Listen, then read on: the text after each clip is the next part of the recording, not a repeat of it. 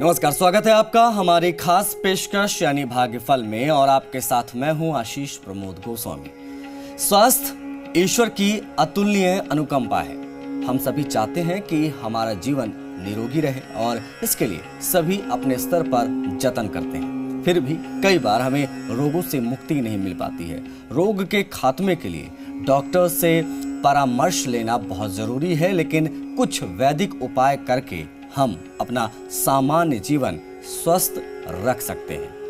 इसी विषय पर हमें विस्तार से जानकारी देने के लिए हमारे साथ कनेक्ट हो रहे हैं, जुड़ रहे हैं ज्योतिष परिषद एवं शोध संस्थान अध्यक्ष ज्योतिषाचार्य पंडित पुरुषोत्तम गौड़ जी महाराज। आचार्य जी, स्वागत है आपका हमारी खास पेशकश भाग्यफल में।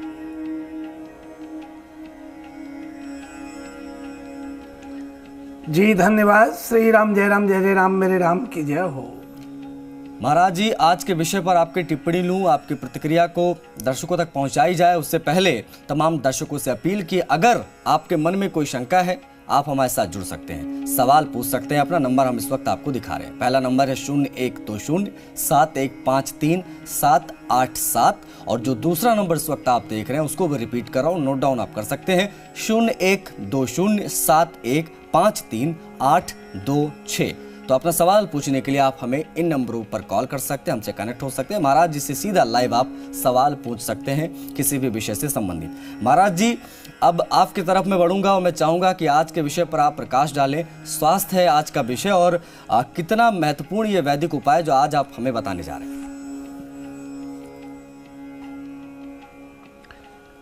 देखिए आशीष जी, स्वास्थ्य ईश्वर की अतुलनीय अनुकंपा मानी जाती है जी।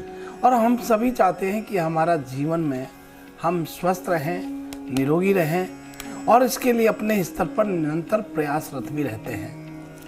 मगर कई बार हमें रोगों से मुक्ति नहीं मिल पाती। ऐसी परिस्थिति और स्थिति में रोग के खात्मे के लिए हम कई प्रकार के उपाय करते हैं और चिकित्सीय उपाय भी करते हैं और अनेक ज्योतिषीय उपाय भी करते हैं जी। इसी में से कुछ वैदिक उपाय हैं जिन्हें करने से जीवन सामान्य की स्थिति बनता है। जैसे बताना चाहेंगे कि पूर्णिमा को भगवान शिव के मंदिर में शिव जी से घर के सदस्यों को निरोग रहने की प्रार्थना की जानी चाहिए और गरीब लोगों को कुछ दान आदि उस दिन देना चाहिए।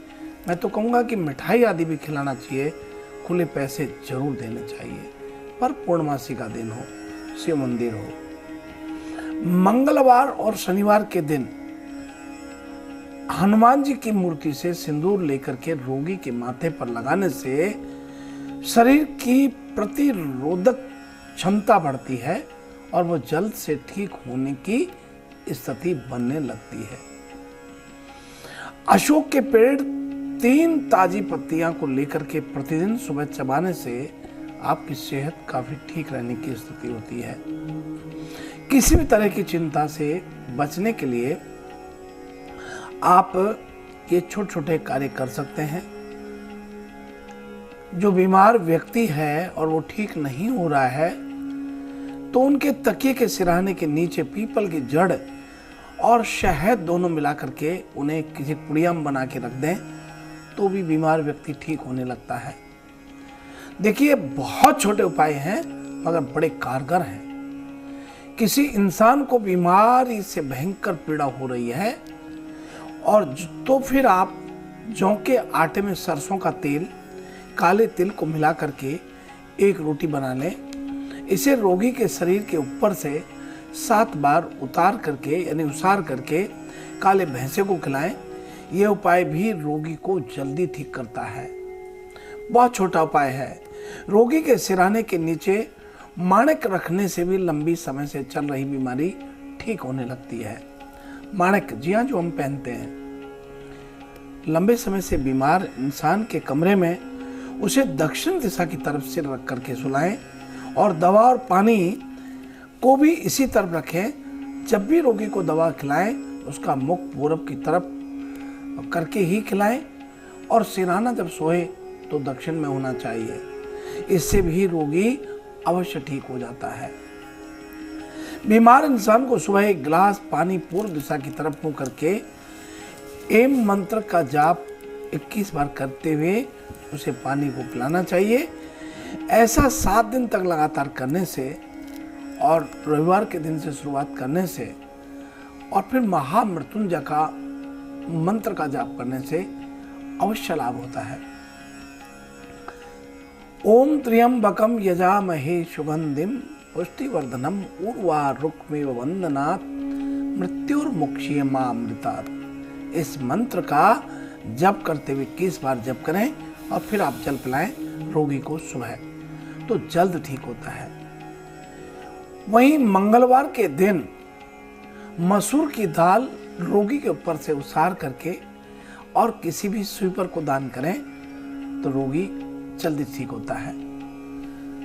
शनिवार के दिन रोगी के ऊपर से 7 बार सरसों का तेल चौमुखा जला करके और उसार करके 7 बार और उसे चौराहे पर रख दें तो रोगी के अनेक प्रकार की नजर, हाय, टोना टोटका कुछ भी है तो जल्द ठीक होता है। ये बहुत छोटे छोटे उपाय हैं, इन्हें करने से अवश्य लाभ होता है। कहने को तो ये बहुत ही सामान्य बातें हैं, लेकिन ये बड़ी महत्वपूर्ण बातें हैं और मैं समझता हूँ कि सभी दर्शकों को ये बात समझ में आई, क्योंकि हमारा प्रयास एक ही रहता है कि हमारे चैनल के माध्यम से, हमारे भागफल के कार्यक्रम के माध्यम से ज़्यादा धार्मिक संवाद हो और महत्वपूर्ण धार्मिक बातें आप तक पहुंचे, जिसका आपको लाभ मिले, किसी भी रूप में मिले मगर मिले। जी ठीक है महाराज जी। और अब हम कॉलर्स का रुख करेंगे कि इस वक्त हमारे साथ कौन कौन कॉलर जुड़े हुए हैं। तो जो भी इस वक्त हमारे साथ कनेक्ट है और जो भी महाराज जिससे प्रश्न पूछना चाहता है वो पूछ सकता है। हेलो जी। हेलो, मैं सुरेंद्र बोल रहा हूँ सुजानगढ़ से। जी सुरेंद्र जी। आचार्य जी, आपके चरणों में मेरा सशक्त नमस्कार है। और आचार्य जी बहुत धन्यवाद। श्री राम जय राम जय राम, मेरे राम की जय हो। मैंने कल इनको नाराज करने के लिए नहीं कहा था, ये नाराज नहीं हुए। हम तो सबसे प्रेम करते हैं गोस्वामी जी, हमें कोई नाराज आदमी चाहिए ही नहीं। अगर वो नाराज होता तो मैं तो उससे चल के बात कर लेता हूँ, ऐसी कोई बात नहीं है। मैं तो ये चाहता हूँ कि जैसे अंकुर जी आते हैं वो काफी बोलते हैं, फिर वो क्या है कि 2 आदमी क्वेश्चन लेते हैं, फिर बोलने लग जाते हैं, समय रहते हैं, तो उस 4 कॉलर कम से कम ले लोग पसंद कॉलर को करते हैं क्योंकि उनके क्वेश्चन होते हैं। वो 2 कॉलर से संतुष्ट नहीं होते हैं। अब आचार्य जी, मेरा जन्म 8 जुलाई 1954 सुबह 6 बजे का समय है और जन्म स्थान है रतनगढ़। अब यह है कि आपने एक दिन मेरे को बताया था कि केसर का स्वास्तिक बनाएं, मैं वो किस जगह बनाऊं, मंदिर में बनाऊं, एकदम घर के बाहर या बीच में, जैसे मोड़ा बोलते हैं ना अपने यहाँ राजस्थान में, वो है उसके ऊपर बनाएं। इसका बारे में मुझे राय दें आप, मैं बना दूंगा। आप बताएं, आपने बताया था, आप बताएं। देखिए सुरेंद्र जी, आपने बहुत अच्छा प्रश्न किया है। स्वास्तिक का बड़ा महत्व होता है और स्वास्तिक में सतयुग, द्वापर, त्रेता, कलयुग चारों युग समाये हुए हैं। स्वास्तिक को हम गणपति का प्रतीक भी मानते हैं, स्वास्तिक को हम समृद्धि का प्रतीक भी मानते हैं। और प्रवेश द्वार पर जब केसर का स्वास्तिक यदि बना देते हैं तो आप ये मान के चलिए कि आपके घर में सुख, शांति, समृद्धि का विस्तार निश्चित रूप से होता है। मैं तो कहूँगा प्रत्येक सनातनी को अपने प्रवेश द्वार पर सिंदूर का या फिर रोली का या फिर केसर का स्वास्तिक जरूर बनाना चाहिए। स्वास्तिक का मतलब ही गणपति को बिठाना है, स्वास्तिक का मतलब ही आपकी पहचान है, स्वास्तिक का मतलब ही आपकी समृद्धि है। और ये स्वास्तिक जब प्रवेश द्वार पर आप दोनों तरफ बनाते हैं तो अवश्य परिवार में समृद्धि व वैभव, यश, कीर्ति का विस्तार होता है और आपको गौरवशाली पल जीने को देखने को मिलता है। बहुत मंगल शुभकामनाएं। आप प्रवेश द्वार पर बनाइए और स्वास्तिक का तिलक लगाइए। उसी स्वास्तिक बने हुए चंदन से यानी केसर से तिलक लगाना शुरू करिए। केसर को पानी में डाल करके शिव जी को जलार्पण करने से, केसर का जल अर्पण करने से भी मनोकामना पूर्ण होती है। सूर्य भगवान को भी जल चढ़ाते हैं, केसर डाल के चढ़ाते हैं, तो आपकी गरीबी और आपके कष्ट, रोग, दोष सब निवारण हो जाते हैं। इसे केसर का बड़ा महत्व है। आपको बहुत मंगल शुभकामनाएं। चलिए अगले कॉलर, जो भी आपका प्रश्न है आप महाराज जिससे सीधा पूछ सकते हैं। हेलो जी हेलो, मेरा नाम पोखरमल है। हेलो जी पूछिए। पोखरमल है मेरा नाम, और मैं मेरे लड़के के बारे में बातचीत करना चाह रहा हूँ। उनका जन्म तारीख है 20/4/1999, जन्म स्थान बाय चिकल, उसका विवाह है और कैडेट के बारे में जानना चाहता हूँ। हेलो देखिए पोखरमल जी, ये बच्चे को बृहस्पति की महादशा है, शनि का अंतर है और बुध का प्रतंत्र है। इनका एक गोल्डन पीरियड अभी वर्तमान में चल रहा है। निश्चित रूप से इनको यहाँ विवाह का संयोग बन रहा है 2024 में, और फरवरी के बाद बनता है। और बुध ग्रह है इनका पंचम एवं द्वितीय भाव का मालिक हो रहा है। एकादश भाव में स्थित है, बुध त्रिकोण का स्वामी हो रहा है। एकादश भाव के लिए अति शुभ फल दे रहा है। वृक लगन के लिए और मिथुन राशि में चंद्रमा से बुध का क्रियात्मक स्वभाव बहुत शुभ हो रहा है। बुध को अति बली ग्रह मानते हैं। इसका मतलब यह है कि नैसर्गिक पाप ग्रहों होने के बाद भी ये बहुत विकास की वृद्धि की स्थिति बनाता है। भाग्यवश बुध नवांश में बैठा है। बुध नीच का जरूर है, लेकिन शुभ प्रभाव में थोड़ी कमी तो करता है, लेकिन आपके मनोयोग को स्थिर रखता है। इसलिए इनके शुभ मंगल कार्य 2024 में फरवरी के बाद जाके बनते हैं। आपको बहुत मंगल शुभकामनाएं। चलिए अगले कॉलर, कृपया करके आप अपना नाम बताएं और आप प्रश्न पूछ सकते हैं महाराज जी से। सर अमित दीक्षित बात कर रहा हूँ। डेट ऑफ बर्थ है 29 जनवरी 1985, रात को 10:20 चूरू राजस्थान।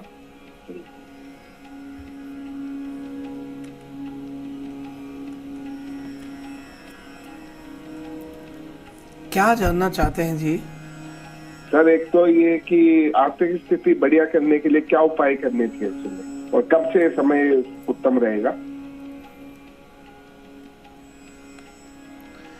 देखिए ये बहुत अच्छा लगा। आपको मैं फिर पुनः बता दें कि आपका 20 जनवरी 1995 जो बताया आपने, रात को 10:10 पर चोरू का मंगल की महादशा है, शुक्र का अंतर है, राहु का प्रतंत्र वर्तमान में चल रहा है, और मंगल आपकी कुंडली में यहाँ 12वें घर में बैठा हुआ है। वर्तमान में मंगल की महादशा और मंगल अष्टम और तृतीय भाव का स्वामी बन करके द्वादश भाव में बैठा है। तो ये आप मान के चलें कि मंगल पाप ग्रहों के साथ, केतु और चंद्रमा के साथ बैठा है, तो शुभ प्रभाव में थोड़ी कमी ला रहा है। द्वादश भाव में होने का मतलब है कि मंगल थोड़ा कमजोरी का कारण बन रहा है। आपके आत्म बल को संबल देते हुए मैं कहना चाहूँगा कि मंगलवार के दिन गाय को गुड़ खिलाना शुरू कर दीजिए, और साथ में मंगलवार का व्रत रखते हैं तो बहुत उत्तम रहेगा। मसूर की दाल आपके हाथ से मंगलवार के दिन किसी भी शिवपर को दान करें। आपको निश्चित रूप से लंबे समय से शुभ मंगल कार्यों की जो प्रतीक्षा करनी पड़ रही है उस पर विराम लगेगा और आपको सफलता प्राप्त होगी। आप ये कीजिए, आपको बहुत मंगल शुभकामनाएं। चलिए अगले कॉलर, आप अपना प्रश्न पूछ सकते हैं। पंडित जी, मैंने पहले भी आपके पास कॉल किया था, जो कॉल कट गया था, और मैं ये जानना था, मेरा जन्म 2005 में हुआ था जी। जन्म 2005। हेलो बेटा जी, आप तारीख बोले, महीना बोलें, फिर सन 2005 बोलें, फिर समय बताएं और शहर बताएं, फिर प्रश्न करें आप। नाम मनीष कुमार जोशी, गांव जयपुरा।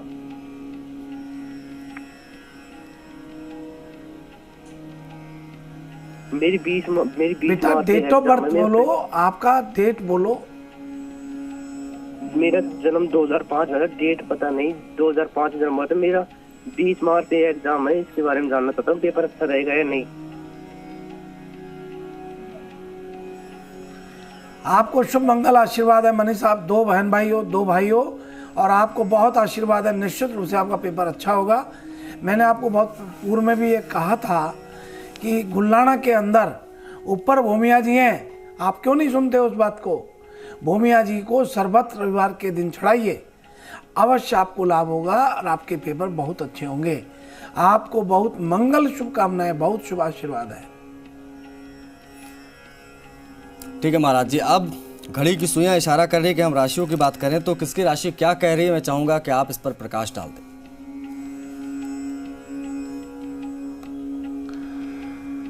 देखिए, हमारे आशीष जी का पूर्ण प्रयास ये रहता है कि प्रत्येक कार्य हमारे दर्शकों को एक बहुत मंगल और शुभ मार्ग प्रशस्त हो और उनका अच्छा कैसे हो, इसी प्रयत्न में वो एक प्रश्न लाइन बनाते हैं और इस प्रकार के प्रश्न हमारे समक्ष रखते हैं जो दर्शकों के लिए हितकारी रहे। और इसके लिए मैं बहुत आशीष जी को शुभ मंगल कामनाओं के साथ आशीर्वाद करता हूँ। और इसी के साथ राशिफल की मेष राशि से शुरुआत करता हूँ। आज मेष राशि के जातकों को कुछ क्षेत्रों से असफलता हाथ लग सकती है, जिससे मन बहुत निराशा का भाव जागृत होगा। हालांकि मित्रों को करीबी जनों के द्वारा आपके हौसले बढ़ाए जाने का आत्मविश्वास जरूर मिलेगा। वहीं आपको बता दें कि आज मेष राशि के जातकों को किसी भी प्रकार का बड़ा निर्णय करने से पूर्व अपने से बड़ों से सलाह लेकर के कदम बढ़ाना चाहिए, तभी आपके लिए ठीक होने वाला है। और अब आइए इसी बात को लेते हुए अगली राशि का रुख करते हैं। वृषभ राशि वाले लोगों का आज उग्रता बढ़ सकती है और क्रोध पर आज आपको नियंत्रण रखना होगा। दोस्तों के साथ मतभेद आज सामने आ सकते हैं। आप कुछ बातों को लेकर के उग्र रवैया आज अपना सकते हैं। ऐसे में संयम का परिचय देना आपके लिए हितकर रहेगा। खासतौर पर अपनी वाणी पर नियंत्रण और क्रोध पर संयम रखना ही आज का दिन आपके लिए बहुत कुछ दे रहा है। और अब आइए अगली राशि का रुख करते हैं मिथुन राशि वाले लोगों के लिए। मिथुन राशि के जातकों को कुछ दिनों से मन में किसी बात को लेकर के बड़ी बेचैनी चल रही थी, वो आज के दिन समाप्त हो रही है। समस्या का हल आज जरूर मिल रहा है। मन शांत रहेगा। माताजी के स्वास्थ्य पर आपको आज विशेष ध्यान देना चाहिए, क्योंकि आपकी माँ काफी लंबे समय से शरीर में दर्द महसूस करती है। उसको लेकर के आपको अति संवेदनशीलता से देखना चाहिए। और अब बात कर रहे हैं कर्क राशि वाले लोगों के लिए। आज कर्क राशि के लोगों को मांसपेशियों में व नस से जुड़ी हुई बीमारी परेशानी दे सकती है। कुछ महत्वपूर्ण कार्य आज आपके अटक सकते हैं। जो लोग प्रेम संबंधों में एक नई उड़ान लेना चाहते हैं, उन्हें अपने जीवन साथी का भरपूर सहयोग मिलेगा। इसलिए इधर उधर कहीं भार दिमाग नहीं लगाएंगे तो आपके हित कर रहेगा। और अब आइए हम बात कर रहे हैं सिंह राशि वाले सभी जातकों के लिए।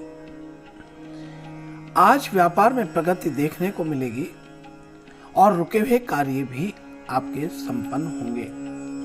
सभी का आपके प्रति विश्वास बढ़ रहा है। आज आपका समाज में मान प्रतिष्ठा काफी बढ़ती हुई नजर आ रही है। और अब आइए हम बात कर रहे हैं कन्या राशि वाले लोगों के लिए। आज आकस्मिक लाभ, धन लाभ मिलने के संकेत दिखाई दे रहे हैं। पैसों का निवेश कर रखा है तो वहां से आज आपको लाभ मिलेगा। सिंगल लोगों को किसी के प्रति आकर्षण का भाव आज आ सकता है, लेकिन आप उनसे कह नहीं पाएंगे। और भाई हम बात कर रहे हैं तुला राशि वाले लोगों के लिए। कॉलेज के दोस्तों के साथ मिलकर के कहीं घूमने जाने का प्लान आज आप कर सकते हैं। इसके लिए चर्चा भी संभव है। माता से सहयोग प्राप्त होगा और उनके प्रति प्रेम बढ़ोतरी देखने को मिलेगी। और अब आइए हम बात कर रहे हैं वृश्चिक राशि वाले लोगों के लिए। किसी चीज का लालच आज आपको आ सकता है। उसे पाने के लिए कुछ ऐसे काम किए जा सकते हैं जो अनुचित रहेंगे। ऐसे में कुछ भी करने से पहले अपनों और अपने बड़ों से परामर्श लेकर के आगे बढ़ते हैं तो काफी हितकर रहने वाला है। और अब आइए हम बात कर रहे हैं धनु राशि वाले लोगों के लिए। आज आपका दाम्पत्य जीवन बहुत अच्छा रहेगा।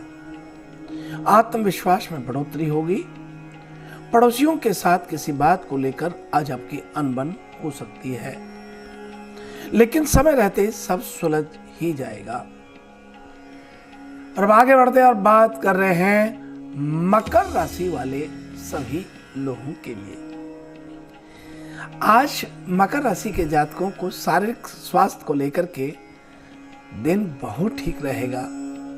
काम का बोझ अत्यधिक रहने के कारण मानसिक तनाव रहने की आज आशंका दिखती है। काम के प्रति उदासीनता का भाव भी आज आपको पनप सकता है। और अब बात कर रहे हैं कुंभ राशि वाले लोगों के लिए। भाई या बहन को लेकर कोई अच्छी सूचना आपको प्राप्त होगी। उनकी कोई नई नौकरी भी लग सकती है और परीक्षा में अच्छे अंक आप प्राप्त कर सकते हैं। घर में खुशी का माहौल रहेगा। सभी के बीच प्रेम संबंधों में बढ़ोतरी देखने को मिलेगी। और भाई हम बात कर रहे हैं मीन राशि वाले लोगों के लिए। व्यापार में प्रतिद्वंदियों के कारण खींचता का भाव उत्पन्न हो सकता है। ऐसे में बाजार में आपकी छवि को भी नुकसान बहुत पहुंच सकता है। कोई भी ऐसा काम करने से बचें जो आपकी छवि को नुकसान नहीं पहुंचाए। इस प्रकार से आज का हमारा अपना यह है राशि फल। महाराज जी, बहुत आभार आपका आज के विषय पर प्रकाश डालने के लिए और राशियों के बारे में सभी दर्शकों को बताने के लिए। बहुत साधुवाद आपको महाराज जी। सभी दर्शकों को शुभ प्रभात, शुभ आशीर्वाद। श्री राम जय राम जय जय राम। मेरे राम की जय हो। मैं बीच में समय लेना चाहूंगा जी। मेरे राम की जय हो ये हमारा स्लोगन है और हम इसलिए बोलते हैं कि जो मेरा शब्द आता है वहाँ आत्मीयता बनती है। और जब आत्मीयता से आप अपने राम का नाम लेते हैं तो आप समझिए कितना लाभ होगा। मैं दिन भर मेरे राम मेरे राम मेरे राम मेरे राम 1000 नाम का टारगेट है। 30 दिन में 30,000 नाम होते हैं और 3 महीने में 1.25 लाख राम नाम का उच्चारण हो जाता है और 1 साल में 5 लाख राम नाम का बोली भाषा में ही जप अनुष्ठान हो जाता है। आप सब भी बोलेंगे मेरे राम की जय हो, मेरे राम की जय हो। चलिए महाराज जी के इन्हीं शब्दों के साथ आज भाग्यफल में बस इतना ही। हम सभी को इजाजत दीजिए। नमस्कार।